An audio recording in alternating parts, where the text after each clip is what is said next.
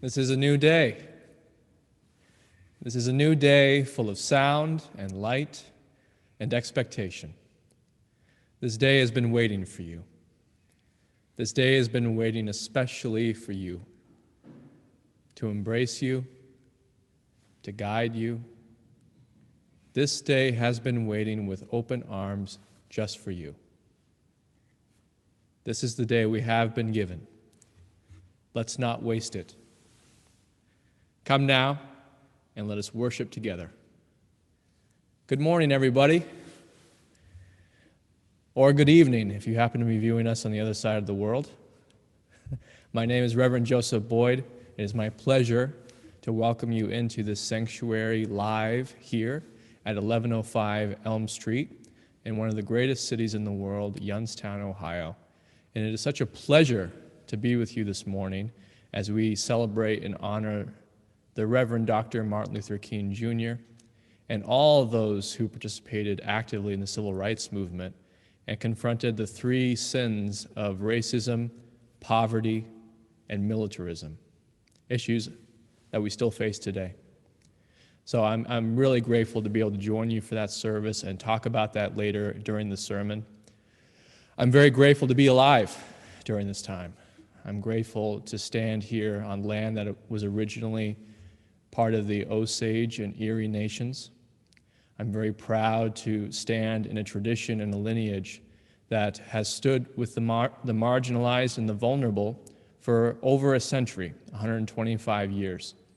I'm very honored to be standing right now inside a sanctuary with a Black Lives Matter banner on the face of our church facing Elm Street. I'm very grateful to be a part of this community, a community that has offered sanctuary for over 15 years to LGBTQ plus persons and has made public policy stands on these issues. So wherever you happen to be joining us today, I welcome you into this space. Since March of 2020, we have been able to expand beyond just the borders of Youngstown and now include the entire world. So I'd like to welcome all those who are local viewing us on their computer screens or in their cars or on their phones. I welcome all our friends and members in Youngstown, in the Mahoning Valley. I welcome all our friends and members in Trumbull County. I welcome all our friends and members that have driven consistently an hour or more from Pennsylvania before March 2020 and now can view us from their homes. All those in Meadville, Pennsylvania, Hermitage, Pennsylvania, other cities. I welcome all of you who are joining us coast to coast, from California to New York City. I welcome all of our southern friends here from South Carolina. I welcome our friends from Colorado. I welcome our friends from all over the world, including Brazil and the Dominican Republic and Europe. Welcome into this space. So I'd like to mention that this Sunday, and actually this month, our religious education classes in partnership with the Kent Unitarian Universalist Church are going to be focusing on anti-racism and anti-oppression the entire month. So they're going to be working with all ages, engaging what anti-racism and anti-oppression looks like through the light of imagination, which I love. So you're going to see a link down in the chat box if you have anyone who is 15 or younger. Their religious education class is going to have a link at 11:30 a.m. Eastern Standard Time. And for those who are 15 to 18, their class is going to start at noon. And again, this whole month is going to be engaging how do we engage in the work of anti-racism and anti-oppression through the lens of imagination. So definitely connect to your teenagers and your children to that. I would like to offer a thank you to all those who participated this last Friday night. We held an excellent symposium on education in Youngstown, Ohio in particular, and Ohio in terms of its greater need of failing school systems. So some of you may know that Youngstown has consistently been graded as an F, and majority of the students who are in that F school district are Black and brown students. And I want to thank Mr. Jim McWilson, who put together an excellent symposium with leadership from across the entire state. And we were able to make some connections and partnerships and expertise. So hopefully we can actually take direct action and pressure our local school system to actually demand better for our children. So I was very proud to be part of that. There are going to be next steps. I will keep you updated. And I just want to thank you again, Mr. Jim and McWilson, and all those who participated, Gary Davenport, who were able to offer their energy and their expertise to this important issue of education. I would like to also mention, for those who don't know, that today is a very special meeting. I would say perhaps one of the most special and important annual meetings in the church's history.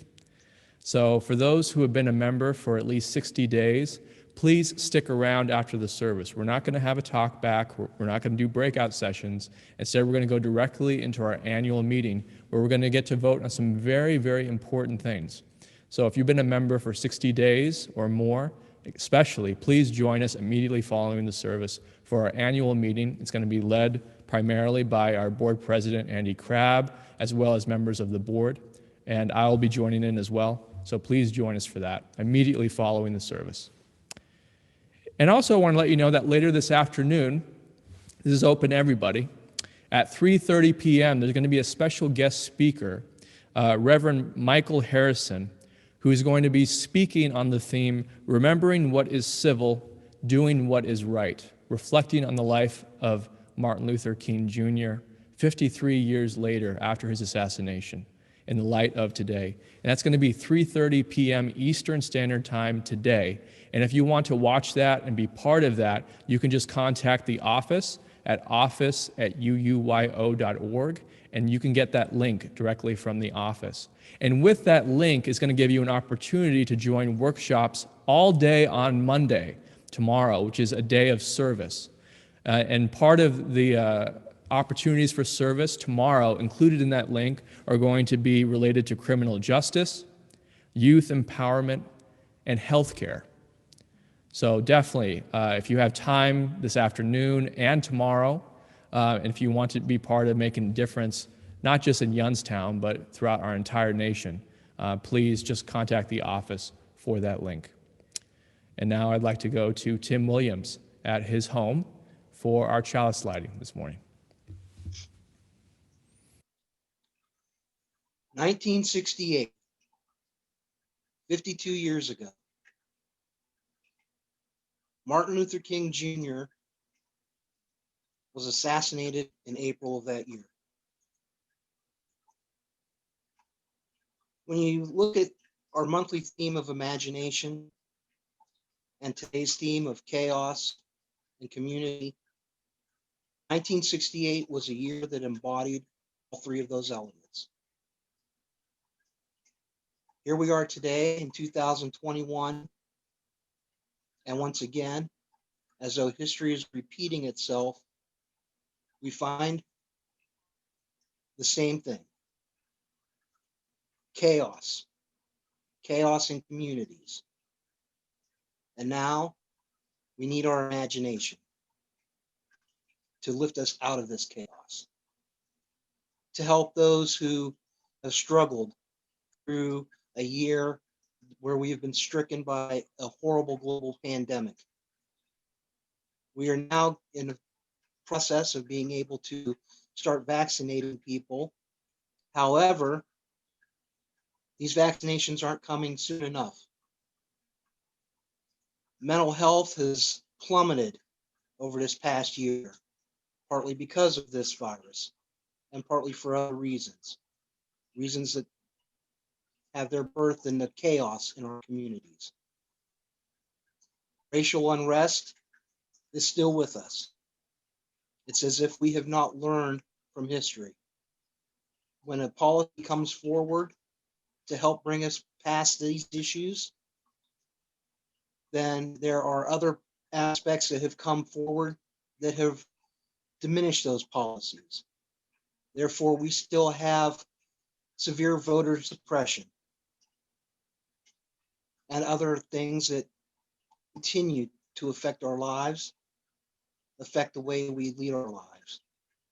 But now, I'd like us to think of our imagination. How can we get beyond this? What can we do? One thing we need to do is we need to continue to strive forward, seek answers. and try to remedy the chaos in our communities. With that thought, we light this chalice with the hopes that we can soon learn to lessen and eventually eliminate the chaos that's causing distress in our communities.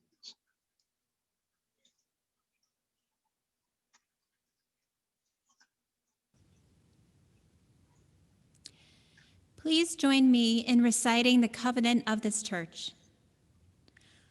Love is the spirit of this church, and service is its law. This is our great covenant, to dwell together in peace, to seek the truth in love, and to help one another. Each month, we give to an organization that supports transformation in our community, which is the heart of our mission. In our church's historic commitment to the well-being of our community, we give 100% of our offering to those in need. UUYO's Give Away the Plate recipient for January 2021 is UUJO, UU Justice Ohio. They are a group of clergy and lay leaders throughout Ohio offering congregations access to advocacy, training, and action around issues of social equity and equality. This year, UUJO has been critical in offering expertise and materials to the important local immigrant assistance program that our members run. This month's Share the Plate will pay for our membership in UUJO. We will now receive the offering that supports the life of Youngstown, the Mahoning Valley, and our wider world.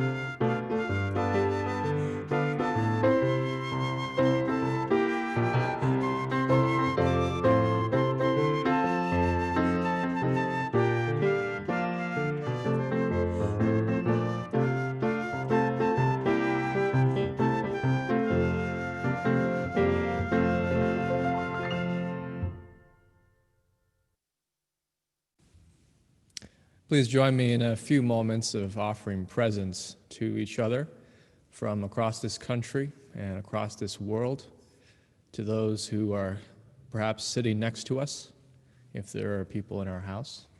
Animals too. Animals can feel presence. And just allow us to be still for a few moments together.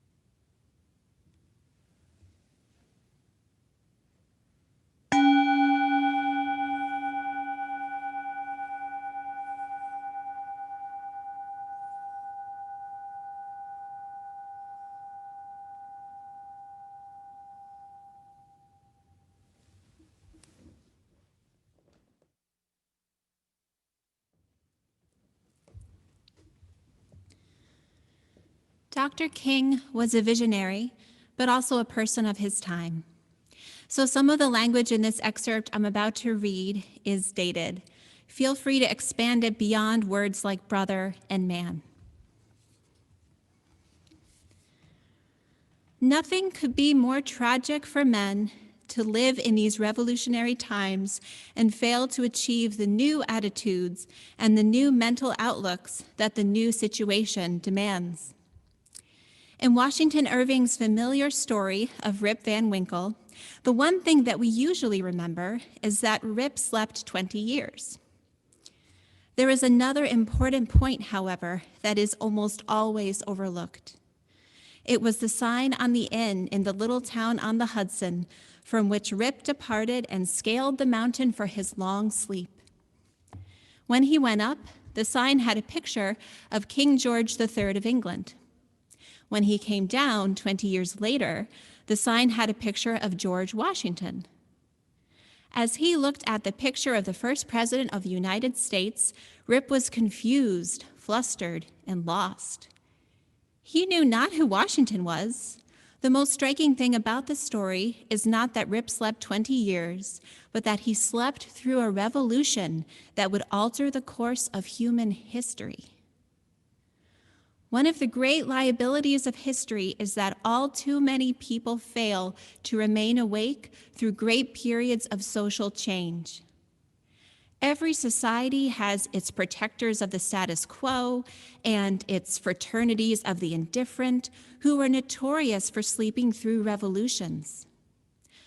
But today, our very survival depends on our ability to stay awake, to adjust to new ideas, to remain vigilant, and to face the challenge of change.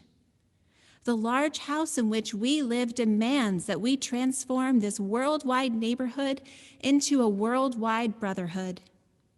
Together, we must learn to live as brothers, or together, we will be forced to perish as fools.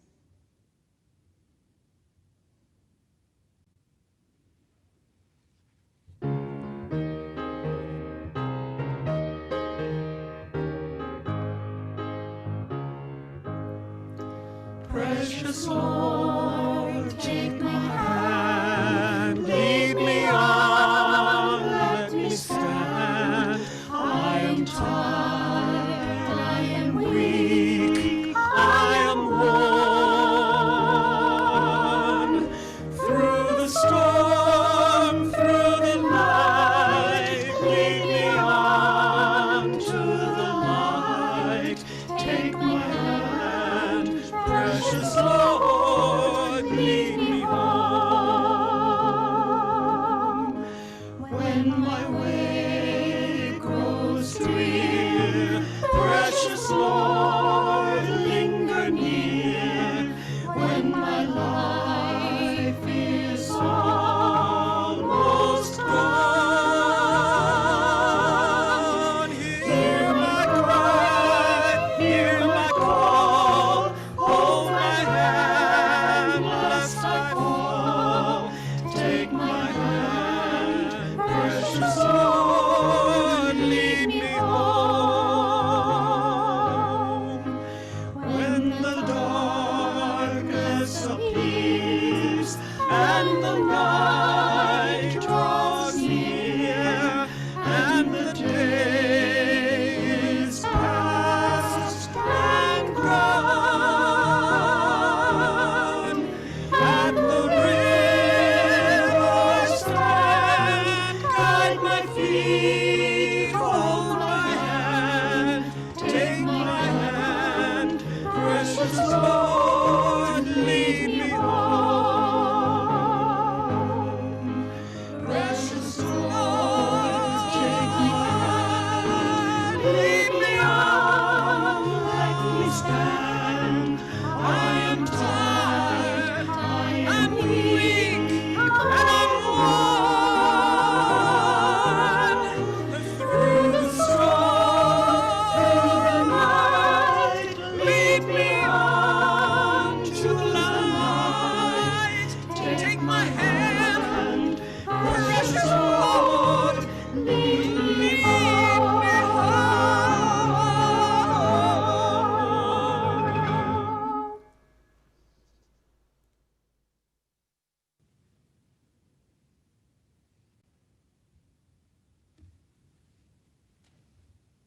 I reread Washington Irving's piece, Rip Van Winkle, after I read that short excerpt that Jennifer read so beautifully in Keene's Where Do We Go From Here? Chaos or Community, written in 1967. In Keene's interpretation of the story, he felt that the most important part was when Rip Van Winkle went up the mountain in upstate New York, and as he went up, there was a picture of King George III of England. And he fell asleep for 20 years, 2 decades. And as he awoke and scaled back down the mountain, George Washington was the first president of the United States. So he slept through a revolution, which according to Keene was a precious opportunity to be alive, a precious opportunity that he missed out on. Interesting enough, I found out that Washington Irving's inspiration for this story was the exact opposite of Keene's interpretation. Irving was living in England and was speaking with his brother-in-law, who was an American expatriate, who was reminiscing with nostalgia about what America used to be like before the Revolution. Irving wrote Rip Van Winkle as a nostalgia piece, a wishful piece of literature for all the people who actually wished they had slept through the Revolution and missed out on war, death, and upheaval of the social norms of their time. Irving saw, in the aftermath of the Revolution, a new country that was being born, a new country that was energetic, vital, and in his opinion, obsessed with productivity. So he wrote this story as a nostalgia piece about someone who was alive before the Revolution, someone who was a listless fellow, Rip Van Winkle, a kind of lost soul in America, who had no desire to do anything productive with his life whatsoever. All he wants to do is sleep, go to the pub, smoke his pipe, play with his dog, spend time in nature, and do everything he possibly can to avoid any kind of work or responsibility. His wife, Dame Van Winkle, basically calls him good for nothing because he's unable to make a living and he can't support his family. Rip goes to great lengths to avoid responsibility. And this drive to avoid responsibility and do nothing leads him to being tempted by apparitions or ghosts who give him something to drink. And it's this drink that puts him to sleep for 20 years, causing him to miss a revolution. For me, actually, this is the most important part of the story, that he took a drink from a ghost of the past, and this unwittingly, against his own will, put him in a slumber for 20 years. Rip Van Winkle, though criticized as lazy and irresponsible, uneducated, never intended to sleep for 20 years and miss a large chunk of his life. It happened when he took a drink from a ghost, a presence from the past that was here in the present, but never really belonged in the present, tied to the past. When Rip awakens 20 years later, all his belongings have rusted. His beloved dog that he spent so much time with is gone. Irving, when he wrote this, thought many veterans of the American Revolution wished they could have avoided combat and instead spent the revolution somewhere else. So when Rip goes back to his small upstate New York village along the Hudson River, it is completely unrecognizable to him. There are so many more houses. The population has tripled. There are new people, new languages being spoken.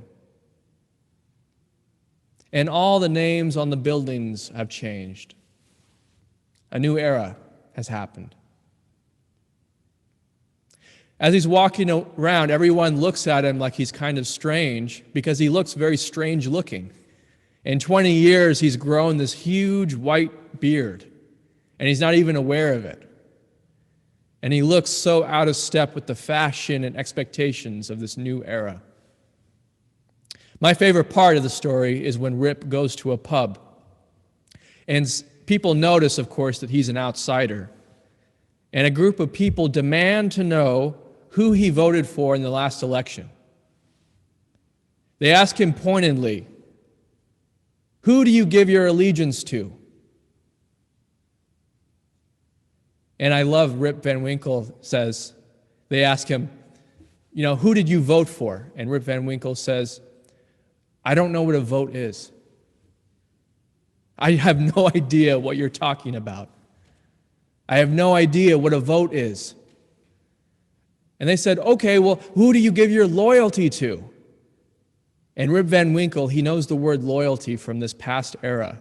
And he says something loud to avoid further confrontation with all the people at the pub. He says very loudly, "Of course I give my loyalty to King George III.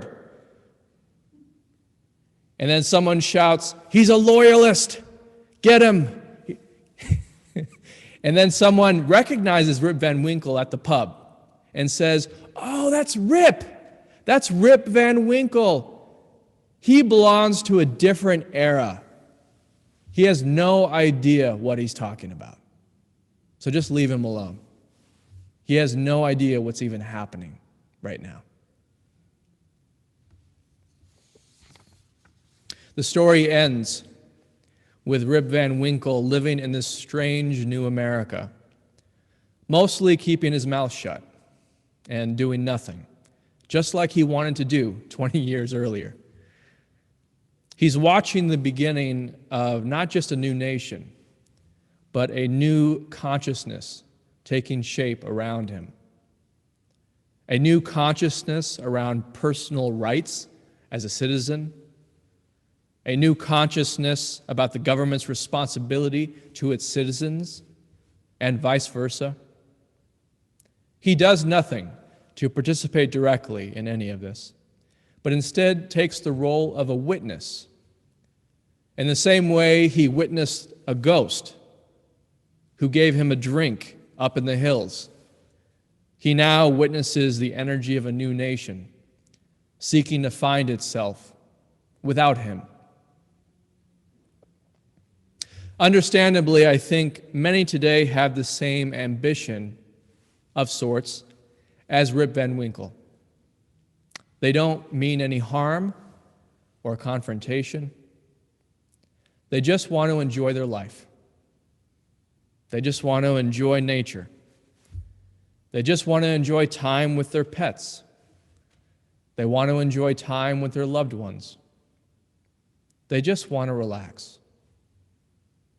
They just not want to have to worry so much about political or social revolution.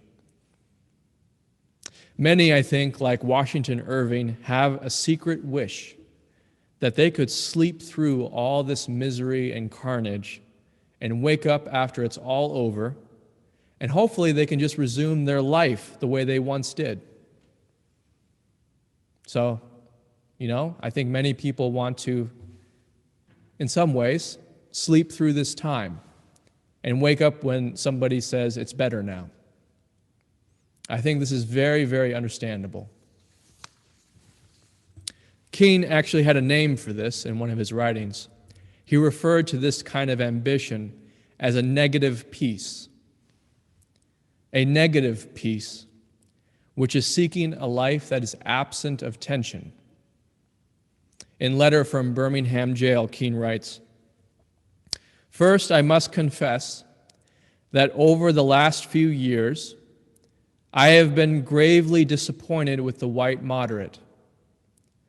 I have almost reached the regrettable conclusion that the Negro's great stumbling block and the stride toward freedom is not the white citizen's counselor or the Ku Klux Klanner, but the white moderate who is more devoted to order than to justice, who prefers a negative peace, which is the absence of tension, to a positive peace, which is the presence of justice, who constantly says, I agree with you in the goal you seek, but I can't agree with your methods of direct action, who paternalistically feels that he can set the timetable for another man's freedom, who lives by the myth of time, and who constantly advises to wait until a more convenient season.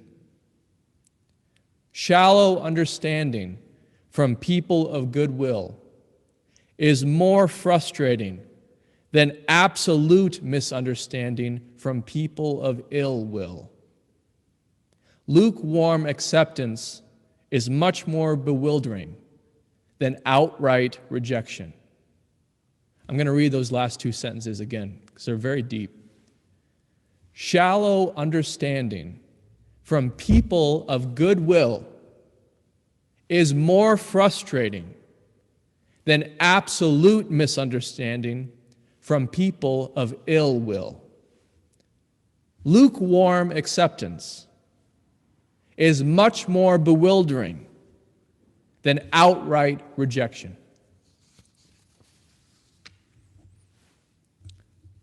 Powerful stuff. I tend to agree with King on this point. Our greatest impediment, I think, in the coming year will not be alt-right extremists who openly belong to hate groups and carry weapons and talk about storming the Capitol. I think the greatest impediment in the coming year will be people of goodwill who value a negative peace, which is the absence of tension, rather than a positive peace, which is the presence of justice. I think the greatest impediment in the coming year that we need to watch out for is the understandable temptation to want to be comfortable, to want to live with the illusion of less stress, that things are better now, and we've seen ourselves to the other side. And in the process of this way of thinking, sleep our way through a revolution. Unlike King, I do think that Washington Irving's initial inspiration is real and must be included in our understanding of how we're going to live during this time. I think it is very real to not want to be traumatized. I think it's a very real human need to not want to be traumatized by violence, war, social unrest, disease, and loneliness. I think this is understandable. And our enjoyment of time with loved ones and with the earth can and should give us different viewpoints on the human cost of what is happening right now. I do think that is true. But I think the next step can be tricky if we're not careful.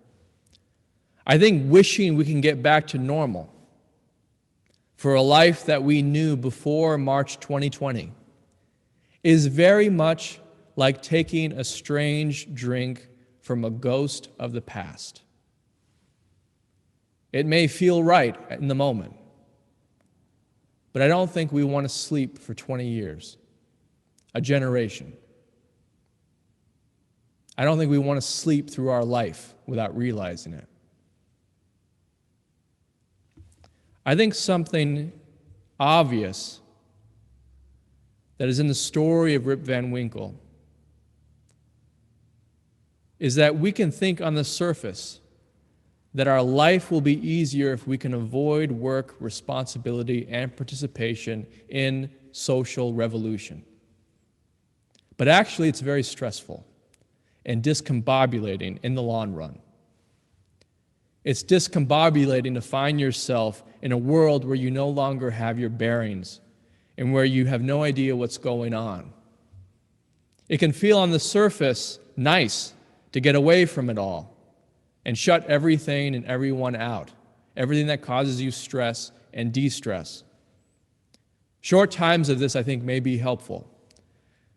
But if we make a habit of this, and we don't just miss the parts that we want to avoid, I think we miss so much more than that. Rip missed the opportunity to see his children grow up. He missed his time being present with friends. He missed the opportunity to reconcile with his wife. Rip missed much more than just a political and social revolution. He missed his entire life, the time that was given to him. And that's my main point of my message this morning. If we don't have a community like this that supports our commitment to stay awake, especially during periods of social unrest, which is the time we are in, I think we are bound to miss our life. We may think we're just trying to avoid the incessant tension of social and political revolution, but we are actually missing our entire life if we're not careful. They can't be separated. You can't be asleep to a revolution without being asleep to the rest of your life. In warfare, there's a medical term that usually applies to veterans called moral injury. Moral injury is when you do something that goes against your sense of morality, and then you are injured on a spiritual, psychological, and even physical level. Many have said that this past year has been a year of trauma, but I would say more specifically, I think it has been a year of moral injury. It's been a year of awakening that we've all participated in acts as a culture that goes against our basic sense of goodness. In another section of the book, Where Do We Go From Here? Chaos or Community, Keene writes, "It is a mistake to blame protesters for bringing about social unrest on our city streets."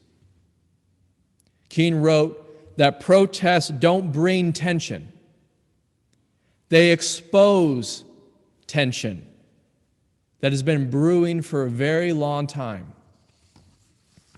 He said, instead of blaming the doctor who notifies you you have a disease, you are grateful to the doctor. You are grateful to know clearly that you have a disease so you can do something about it. Well, many of us were living as if we were healthy, and that our nation, though it had problems, was more or less functioning. What we are witnessing now is the reality that this nation is not only sick, it's dysfunctional. More sick and more dysfunctional than many of us ever thought. It would be tempting to want to avoid this being true, but this won't help us much in the long run, in the same way it doesn't help us if we avoid having a disease in our body. I think the question today is, how do we live in our illness, and how do we do what we can to bring about potential healing, a new revolution of values? At the end of the story, Rip Van Winkle is a changed person, though his change is very subtle and might easily be missed. His change is that there is no more mention of him ever falling asleep again. He doesn't go back up the hill to take another drink, even after he's confronted with a world he doesn't understand, a world that to him looks like chaos. He stays awake for the rest of his life, and he does his best to live the life he has been given to live, in this new era. I think many of us are like Rip Van Winkle, who awoke from a slumber and realized that the world is contrary to our expectations. But in this new era, there is an opportunity for health and life if we can stay awake to it. And staying awake to this, I don't think will be easy. I think it will take everything we've got to not fall asleep and settle for a negative peace, which is the absence of tension, rather than a positive peace, which is the presence of justice. It will take everything we've got to keep alive the possibility of a real peace, the presence of justice. I don't think anybody can stay awake on their own. I know I can't. So speaking for myself, I know I can't. Which is why I'm so grateful for all of you people in my local community and across the country and now the world, who are helping me stay awake to a social revolution. We need each other to stay awake in our lives. We need each other to not sleep through a revolution, but to do our part to keep alive the possibility of health, well-being, and equity. This is definitely possible in a community like this, and I'm so grateful for that. We're going to be having our annual meeting immediately following this service, and I want to take a moment to recognize the leadership that has kept us awake and nourished throughout this past year. Andy Crabb will be ending his presidency after today, after having served for 6 years. He was board president when I first came to this church, and I'm so grateful for his calm, steady, and effective leadership during those years, and especially during this past year. He has been a great president. This last year, in many ways, has been one of the most challenging years this church has faced in 125 years. We would not have been able to stay awake to these changes and be so responsive, connecting like we have this morning, without the superb leadership of our board, who met regularly to navigate these changes with commitment, perseverance, and wisdom. I'm grateful to Marguerite Felice and Diana Shaheen, who are ending their board term after today. And I'm grateful to all of you who have offered your talents and presence during this time. Thank you. Staying awake, thanks to all of you, has been the answer to Keen's question. Where do we go from here? Chaos or community? I just noticed, it's taken me years to notice this, that the question that Keen asked is not, where are we now? The question is, where do we go from here? Even if we find ourselves in this moment in a time of chaos, thanks to all of you, we are continually finding ways to go toward community, staying awake to the moment that we are in, a revolution that is happening right now with you, with me, everybody here, and everybody who is alive to the possibility of this moment. Please pray with me.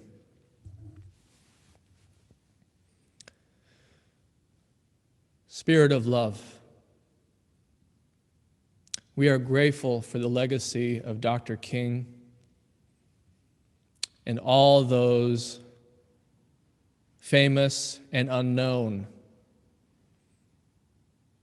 who fought for equity and justice in this nation. We are grateful for the practice of nonviolence that was shown to us through example. And we are grateful for the stirring words and encouragement not to settle for a negative peace, not to settle just for a life that is quote unquote comfortable, but to keep ourselves awake, alive, and engaged to the possibility of justice. We are grateful for this community that has kept us awake and alive during this time of unrest.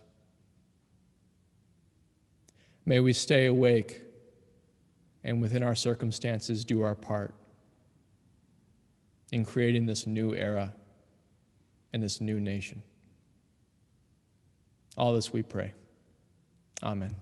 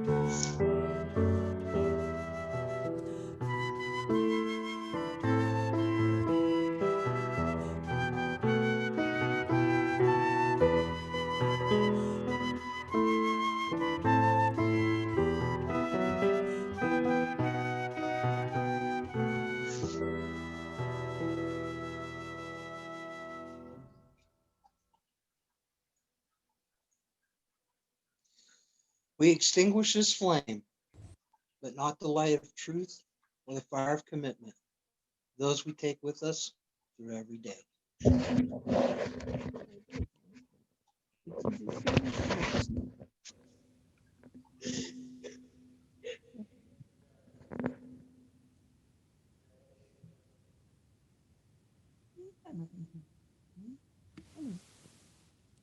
As you depart, please remember the one great fact. You are loved and never truly alone.